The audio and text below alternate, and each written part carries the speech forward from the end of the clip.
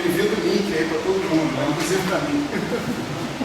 Eu ia agradecer por e-mail, né? Acho que por e-mail é até mais efetivo, né? E mesmo quem não vem na aula fica sabendo, cara. Valeu, valeu. O Eric colocou também uma outra pergunta, né, por e-mail, que no momento certo aqui nós vamos responder, ou tentar responder pelo menos, aliás, isso vai ser uma parte importante da aula de hoje, né? E diz respeito à normalização, né, do funcional, da integral funcional, né? Então, a gente vai ter algumas condições meio provisórias, né, de normalização, mas no futuro, né, quando a gente vai falando de espalhamento, falando de matriz S, falando dessas coisas todas, a gente vai ter condições mais gerais um pouco, né, para definir os nossos fatores de convergência, vamos dizer assim, dentro da nossa integral funcional. Beleza. Bom, então vamos só relembrar onde é que a gente parou, né? A gente parou no meio de uma conta, um lugar desagradável para parar. Tem que parar no final da conta, aprendam isso. Né? Quer dizer, a gente vai fazer um concurso. E a aula terminando em uma conta, vocês estão reprovados. A gente não pode parar no meio da conta, a gente tem que parar no final da conta. Mas essa conta é meio grande, né? Tinha muitas nuances e tal, então a gente se permite, né, fazer isso. Então a gente estava considerando o oscilador harmônico, né? E o nosso propagador, né? A gente já tinha colocado, né, a definição dele como integral dx exponencial de I sobre H cortado S de x. Né? O que diz respeito ao oscilador harmônico, né, é esse objeto aqui, o S. Certo? O nosso S de x era o seguinte funcional, né? A integral de 0 a t barra meio de x ao quadrado menos 1 de ômega 2 x2.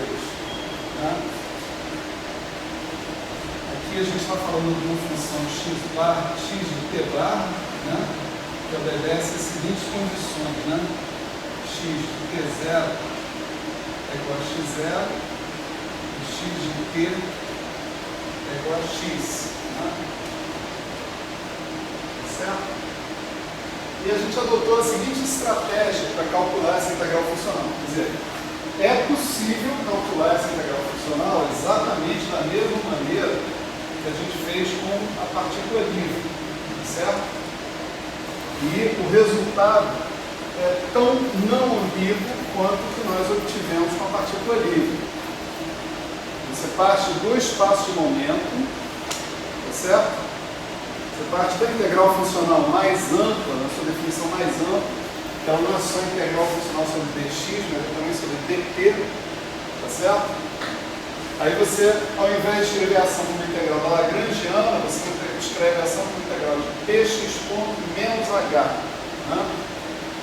Se você fizer isso para o oscilador harmônico, você ganha tudo.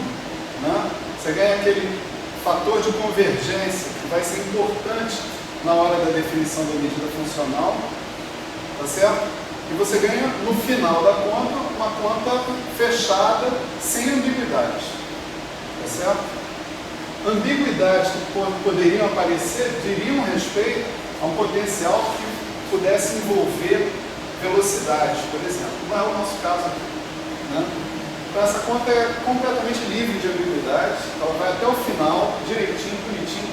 Se a gente quiser fazer exatamente do jeito que a gente fez a partícula livre, a gente pode fazer. Né? Talvez eu dê como exercício. Né? Mas, enfim, o importante aqui é por que a gente pode fazer. A gente pode fazer porque tanto no caso da partícula livre quanto nesse caso, a gente tem integrais gaussianos. Certo? Então é possível você fazer por time slicing, né, como a gente disse, chegar no resultado do oscilador harmônico que a gente tem aí. Né? Bem colocado. Agora, a gente optou por outra rota para fazer essa conta. Uma rota que já vai começar a denunciar para nós, né, outras técnicas que costumam ser utilizadas no âmbito da integração funcional. Né? Então, a primeira coisa que a gente fez foi o seguinte, foi calcular a solução clássica, né, do oscilador harmônico. Né? Para quê? Para que a gente pudesse fazer uma expansão de série de Taylor funcional da ação em torno da solução clássica. Tá certo?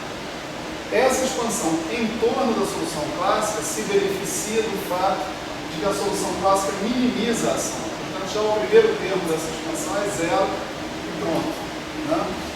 E o fato da ação ser quadrática significa que você vai no máximo até o segundo termo e pronto. Certo? Você está trocando uma integral gaussiana por outra integral gaussiana, em princípio. Né? Mas o que você ganha com isso é a relação da sua integral funcional com um determinante de um operador diferencial, ou seja, um determinante funcional. Certo? Então a gente calculou a solução clássica, né? E ela era dada assim, né? A solução satisfazia essas condições que estão aqui. X de t0 igual a x0, x de t igual a x. Tá certo? Então a nossa solução clássica, x clássico de t bar, era um cara assim, x0, né? Seno de ômega menos t bar sobre seno de ômega menos t0 mais x seno de ômega t bar menos t0 seno de ômega menos t0. Certo? Demorou pra caramba pra fazer essa conta na aula passada, mas não é nada demais, né? E a gente verificou explicitamente que essa função x clássico de t bar satisfaz as condições de contorno, né, que a gente colocou aqui, né, adequadamente. Legal. O segundo passo aqui foi fazer a ação clássica, calcular a ação clássica sobre essa solução. Certo? Então a ação clássica, calculada sobre x clássico, né? É isso que eu estou chamando de ação clássica, né? Implicitamente. Quer dizer, isso aqui é um funcional de x. Isso vai me dar um número, um valor.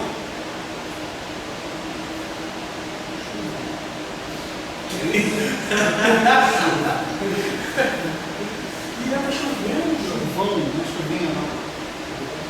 Enfim, isso aqui vai me dar um número para cada função que eu coloque aqui, né? Tá certo? Depois não dá para editar para tirar essas coisas, né? Fica tudo aí. Né?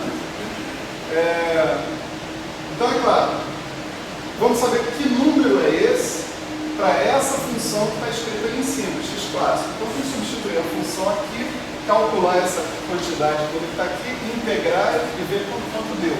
Né?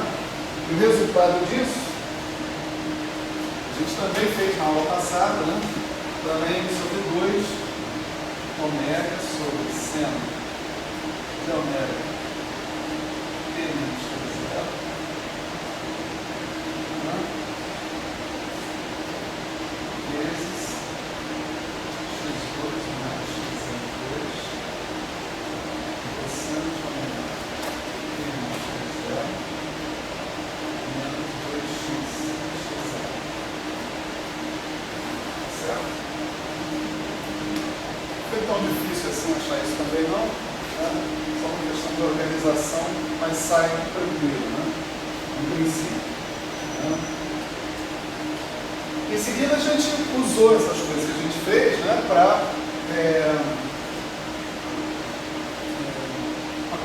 nossa estratégia. Nossa estratégia foi escrever a ação como função de um caminho arbitrário, de uma trajetória arbitrária, né, com uma expansão em torno de x igual a x clássico. Né?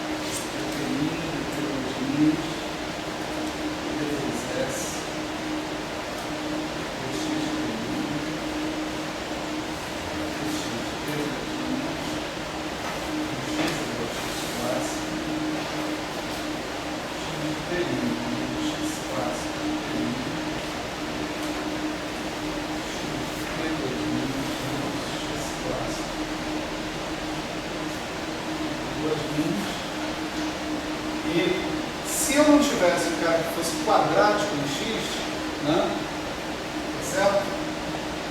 X ponto ao quadrado, x ou x ponto dá na mesma nesse sentido. Né?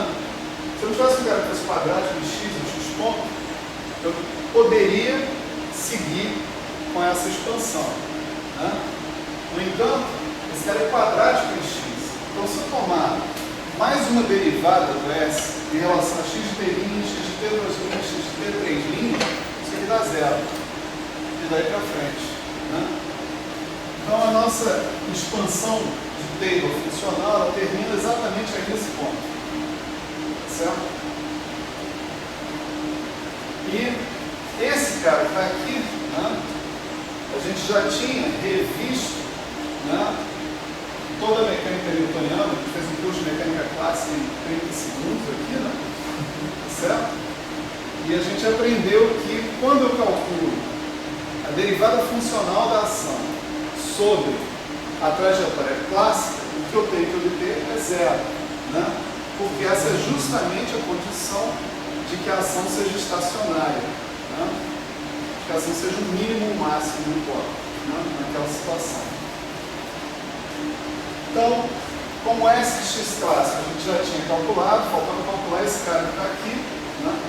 E a gente calculou efetivamente também no final da aula passada.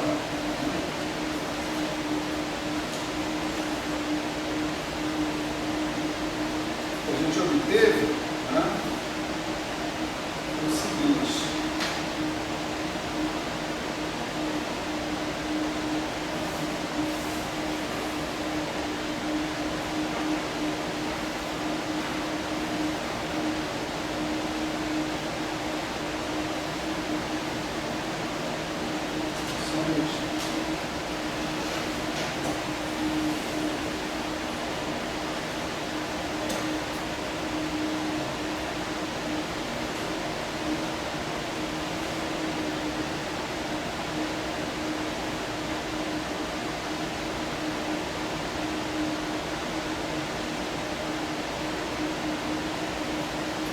Uma coisa assim, né? Para esse termo tá integral, dt2', quem era d2s, dx de t', dx de t2', né? A gente fez essa conta aqui explicitamente, né? E a gente obteve um operador, né? O operador era assim, o operador era T2 dt barra 2, né? Bom, aí, como isso aqui não está escrito aqui, né? E tem uma passagem intermediária que o cara não faz, então deixa eu deduzir de novo esse operador aqui para a gente não ter muitos problemas. Então, quem é T2S dx de T' dx de T2'. Né? Isso aqui é claro que a gente tem que calcular em x igual a x clássico, só que depois que eu calcular duas derivadas funcionais, o objeto ali não vai ser mais dependente de x. Né? Então, tanto faz calcular em x igual a x clássico ou não, vai dar sempre a mesma coisa. Então, isso aqui é dx de T', a integral de 0 a t dt barra, né? E aí a gente deriva o primeiro termo, vai dar m, né? Eu derivo x ponto ao quadrado em relação a x de t', a t2', isso vai dar x ponto derivada de x ponto em relação a x de t2'. Então isso aqui vai dar d dt barra delta t barra menos t2' vezes x ponto de t barra. Né? O segundo termo vai dar m ômega 2, o meio já foi embora, porque o derivado x2, derivada de x2 em relação a x é 2x dx de t barra dx de t2'. Né? Então vai sobrar um x de t barra delta t barra menos t2'. Certo? E a segunda derivada vai aparecer aqui assim. Isso daqui é tudo uma constante, né, para essa derivada funcional. Isso não depende de x. Né? Eu vou copiar essa constante aqui. ddt da delta t barra menos t2'. E agora eu anulo nesse cara que está aqui, eu vou ter um ddt da delta t barra menos t'. E aí não sobra mais x nenhum. Né? Menos m ômega 2 x de t barra vai ser um delta t barra menos t'. Delta t barra menos t2'. Tá certo? E aí eu tenho uma integral em dt barra, né? Essa integral em dt barra pode ser feita agora, né? Essencialmente. Eu tenho deltas de t barra sobrando aqui, né? Então eu vou fazer a integral dizendo que T2' tem que ser igual a T barra, tá certo? De modo que o que eu vou ficar vai ser o seguinte: adeus integral, né? Vai ficar com M. A integral de ddt de delta de T barra menos T2' vai dar menos a derivada em relação, né, a T2' de ddt, duas linhas, de delta de T2' menos T'. Menos. Né? Então, vou ter menos D2, dt, duas linhas, 2 da delta, T2' menos T'. Todo mundo acompanhou isso aqui? Se alguém está com dúvida, vamos esclarecer, sem problema. Até aqui. Pode ser? Tudo bem? A gente usou essa propriedade da delta, né? Integral dt barra, ddt, dt barra, né? Delta de t barra menos t2', f de t barra, igual a menos df de t2', dt2'. Tá certo? Foi isso que a gente usou. Onde o que nós chamamos de f de t barra foi isso aqui, ddt de delta de t barra menos t'. d a dt barra.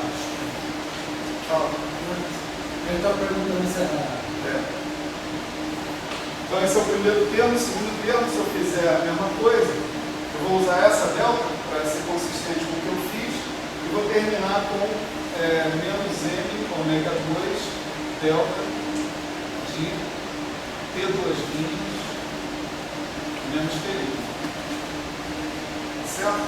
Então, esse resultado está aqui, né? D2S, dx de T', dx de T2', é uma distribuição geral, como a gente já poderia esperar que fosse. Certo? É uma distribuição. Quanto dá ela inserida aqui nessa equação que está aqui? Né? Agora, só esse pedaço aqui. Né? Só esse pedaço da equação. Então, vamos calcular aqui. 1/2 fatorial, integral, D2',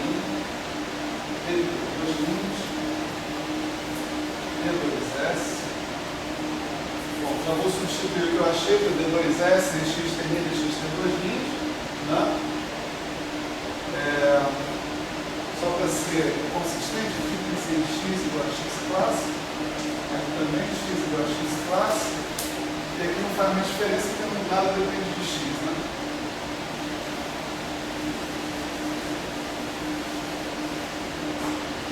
Então, vamos inserir esse cara aqui. A gente tem m menos D2 delta T2 menos m ômega 2 delta T2 menos T'. E aqui aparece um negócio que eu vou chamar de y de T', y de D2'. Certo? Para não ter que escrever o cara todo. Mas isso já antecipa uma mudança de variáveis que eu vou fazer no integral funcional. Certo? Então, o que eu estou chamando aqui de y, né? T de T bar é x de T bar menos x clássico de T bar. Certo? Bom, agora eu posso fazer a mesma coisa, né? Usar as deltas para fazer uma das duas integrais em D', D2' que eu tenho ali. Né? Então, vamos lá. Né? A definição dessa distribuição aqui, né? Menos D2, DT2 2, de delta de alguma coisa, vezes um F dessa coisa que você está usando, é D2, DT2, tá certo? Da coisa em questão. Né? Então você tem 1/2 fatorial, integral, eu vou integrar sobre DT2', tá certo? Então eu vou ficar com y de T', e o primeiro termo que está aqui vai me dar m menos m, né? D2 DT'2 por y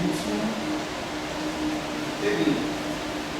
Aqui também nós usamos, né, a integral do dt bar D2, dt bar 2 da delta de T bar menos T, vamos dizer assim, f de T é igual a D2 dt2 f de T bar de f certo? É isso que a gente está usando aqui. Você vê que quando você tem derivadas ímpares sobre a delta, você troca de sinal. Quando você tem derivadas pares, você não troca de sinal. Certo? Para lembrar disso, é só tratar essa derivada de delta como uma espécie de integração por partes. Você vai fazer uma integração por partes até você chegar na própria delta. Quando chegou na delta, né, aí você usa a propriedade da delta. Né? Então, isso é o primeiro termo, né, que está ali, e o segundo termo é facinho, né, que não envolve nem derivada de delta nem nada, é só você fazer T2' igual a T', né? Então, é isso de T'.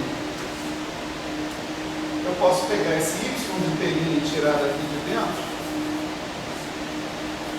botar em evidência, tá certo? Vou botar um mais aqui, botar um menos aqui,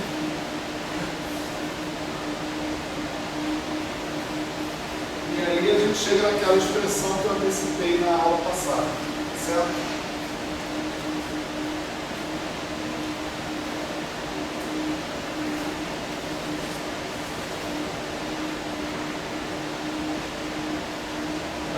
Bom, a gente tem o N também que pode ser posto em evidência, né? Vou botar o N em evidência. Certo? Então, resultado da história, né, é o seguinte. Apagando que eu não devia apagar. Deixa eu escrever de novo. G, 0, 0, igual a isso. É igual ao quê? Né? Integral dx exponencial de isso sobre h cortado. Daí eu pego meu s de x e substituo essa expansão que está ali. Né? Então eu tenho s de x clássico, né? Mais i sobre h cortado, aquele objeto que está ali. Então vai ficar menos in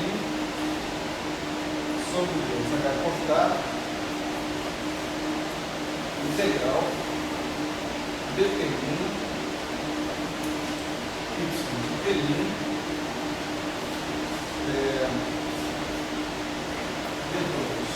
d2 mais ômega 2 y de t', certo? Onde o y é dado por aquilo ali, né? Só para a gente não pensar que o negócio deixou de ser uma função de x, né? Só que a definição de y é exatamente uma translação, né, no x, tá certo? É uma translação no x.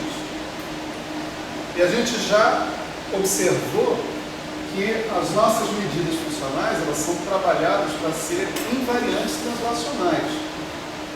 Certo? Então, se eu trocar de variáveis, né, o x, eu passar para y, né, o que eu posso garantir para vocês é que a medida funcional sobre dx vira a mesma coisa que a medida funcional sobre dy. Certo? Quer dizer, sobre uma translação jacobiana 1. Né? Isso vale para a integral normal de dimensão finita, né? E vale para uma integral como essa, de dimensão infinita. Né? Em cada ponto, em cada tempo t, né, eu estou deslocando o meu x de uma certa quantidade fixa. Então, naquele tempo t, eu tenho dx de t, não é isso? Então, esse dx de t é igual ao dy de t, porque essa quantidade não varia, ela está fixa, está parada ali. Daí, cada dx de t é igual a dy de t, o produtório dos dx de t é considerado igual ao produtório dos dy de t. E daí a gente tem isso aqui, dx igual a dy. Esse primeiro termo, ele é independente de x, ele já depende só de x clássico. Então ele não está sendo integrado mais, né? Ele é uma constante. Então você pode escrever isso daqui assim, exponencial de I sobre h cortado. S de x clássico, integral agora em dy, né, da exponencial de menos in sobre 2h cortado, integral de dt, y de t', esse operador d2 dt2 mais ômega 2, depois D2 dt', né? O dt2 também não tem problema nenhum. A nossa integral funcional aqui agora, ela acontece sob outro tipo de condição de contorno. As nossas condições de contorno, quando era x, eram assim: x de t0 igual a x0, x de t igual a x, tá certo? Mas observa aqui, ó, se a minha definição de y é assim, né, então eu posso dizer que o y de t0 é o x de t0 menos o x clássico de T0. E quanto é isso? Zero, porque o x clássico de T0 tem que satisfazer a mesma condição de qualquer x de T0. X clássico de T0 é x0. Né? Só olhar lá a expressão do x clássico, né, que a gente construiu para que fosse assim. E o x de T0, toda e qualquer trajetória que a gente estiver considerando tem que obedecer isso. X de T0 igual a x0. Então y de T0 é 0 e o y de T é o x de T menos o x clássico de T também vai ser 0. O x clássico de T é x e o x de T também tem que ser x. As condições de contorno para essa integral funcional original, essa daqui, eram x de T0 igual a x0, x de T igual a x. As condições de contorno agora para essa daqui são y de T0 igual a y de T igual a 0. Tá certo? Então você pode escrever aqui, se você quiser, né?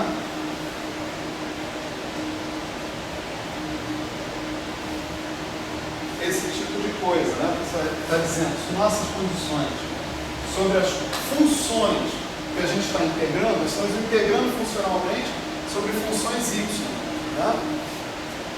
Y de t, quaisquer que seja. Só que essas funções têm que satisfazer condições de fronteira, condição de fronteira, né?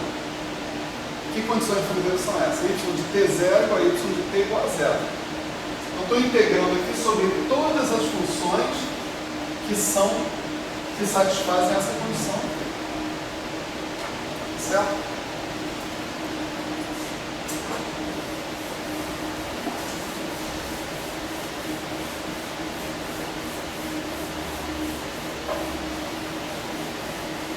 Legal. Agora, nós lembramos da aula passada, ou antepassada, já não me lembro mais, né? Se eu não me lembro, como é que eu posso pedir que seja lembrado, né? Mas enfim, nós lembramos que esse objeto que está aqui, ele está na forma de uma integral gaussiana. Tá certo? A gente tinha um operador, uma coisa assim, y de t', operador de t', t duas linhas, que tinha aquela delta, né, que a gente integrou, y de t duas linhas. Isso era exatamente a forma da integral que a gente colocou antes, né? O resultado dessa integral a gente já escreveu formalmente, né? O resultado dessa integral é o determinante desse operador que está aparecendo aqui, né? Então, o g de xt, t0, ele vai ser a exponencial disso até h quadrado, realização do x clássico, né? Esse fator que está aqui, né? Vezes o determinante do operador em questão que está aparecendo ali, que é im sobre 2 pi. Lembra do fator de pi que aparece, né, na nossa integral funcional?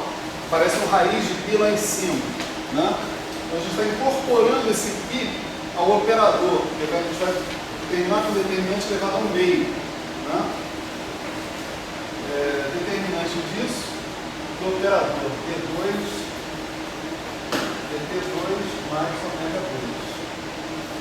Tudo isso elevado a menos um meio, né? O ponto é que a gente viu que eventualmente nós temos singularidades nesses determinantes funcionais, né? Então a gente precisa de fatores de normalização na medida funcional, quando a gente usa essa linguagem, tá certo? Os determinantes funcionais, a gente precisa de fatores de normalização. Então eu vou escrever que isso daqui é igual a isso a menos de um certo fator n a ser determinado, tá certo? Esse fator n é o que falta no Hatfield. O Hatfield é um cara bom e bem intencionado, né? Mas a pressa é inimiga da perfeição. Então ele porque ele esqueceu esse fator N aí, depois ele vai concluir uma coisa bizarra que na hora H eu falo para vocês o que é. Tá certo? O fato é, isso que eu quero marcar aqui nessa arenga toda, né? O fato é que a gente está calculando, a gente está dizendo que isso daqui, né, é um determinante funcional. Sim, é um determinante funcional. Só que determinantes funcionais têm problemas com a sua definição, como a gente deveria esperar que tivesse, né? Eu estou fazendo produtório infinito contínuo, né, entre aspas, né, de altos valores, de um certo operador diferencial, né? Ou não, tanto faz, uma matriz contínua, né? Eu posso esperar ter problemas de convergência desse cara. Em termos da integral funcional, isso se manifesta em fatores de convergência que você venha colocar aqui na sua medida. Quando você fala de determinantes funcionais, necessariamente você fala de algum tipo de regularização que você tem que fazer, ou de definição da sua integral, de modo que ela faça sentido. Quando a gente está trabalhando lá com a partícula livre, né, a gente não passou por esse problema. Por quê? Porque a gente veio da integração sobre os momentos, a integração sobre os momentos produziu um fator de convergência, um cara do tipo 1 sobre epsilon para cada, né? 1 sobre epsilon elevado a n sobre 2, n mais 1 sobre 2. Né? O de n mais 1 sobre 2 era o número de intervalos, né, que a gente tinha.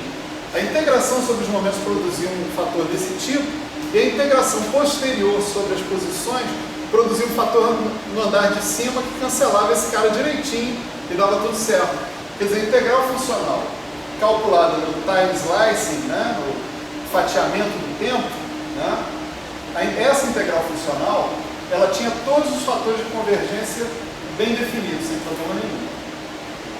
Quando você sai do time slicing, que é mais ou menos o que nós estamos fazendo aqui, né, você entra num mundo maravilhoso das divergências, tá certo? Divergências a serem esperadas. Por quê? Porque formalmente apenas é que isso daqui é um determinante. Os determinantes são definidos quando você tem produtórios finitos. Quando você não tem produtórios finitos, você só está dizendo que formalmente aquilo ali é um determinante. Mais nada.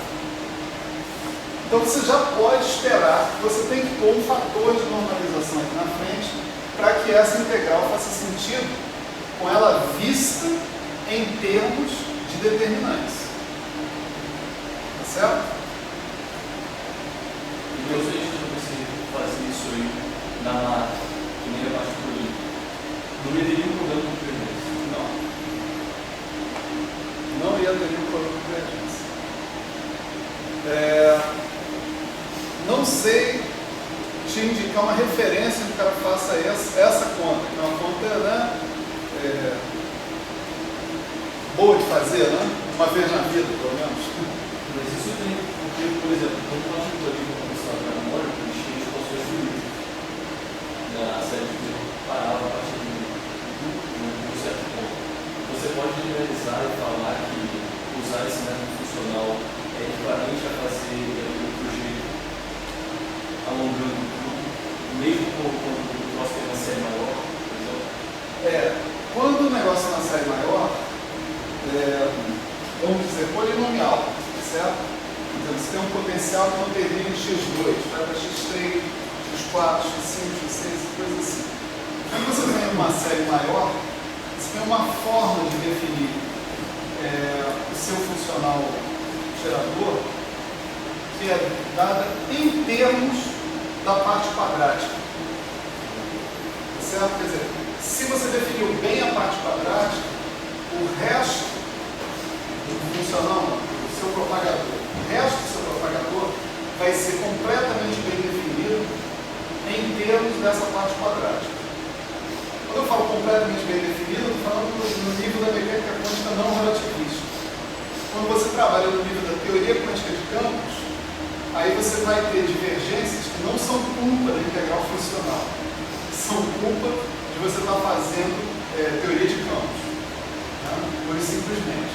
Essas são as divergências normais da teoria de campos, que você também vai encontrar uma formulação canônica. Né? Mas a questão da definição, né, da integral funcional.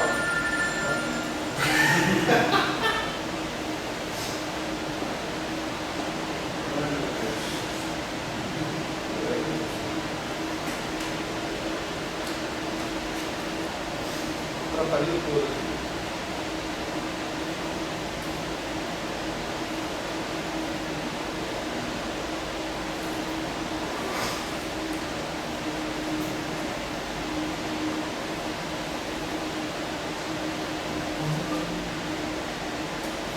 Tem que responder uma mensagem, se me desculpa. Fique à vontade. Desculpe mesmo, sério mesmo. É porque tem um negócio marcado depois dessa aula. O cara está perguntando se está de pé. Se eu não responder agora, eu não está de pé.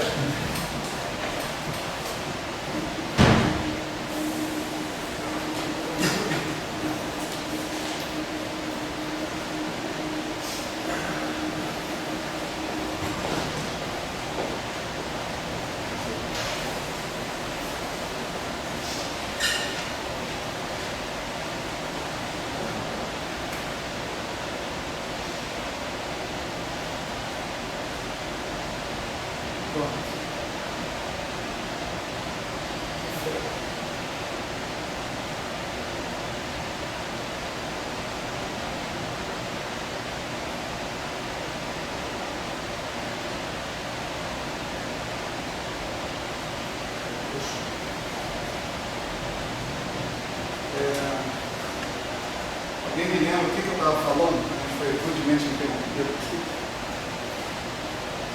O que era? Sobre divergência e teoria quântica de campos. Isso, parte quadrática. Aí deixa o pessoal voltar e começa aí. Desculpa aí mais uma vez.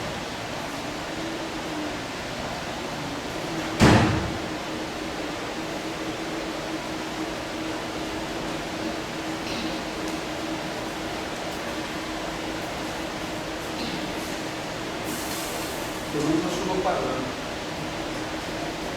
Você deu pausa aí no negócio?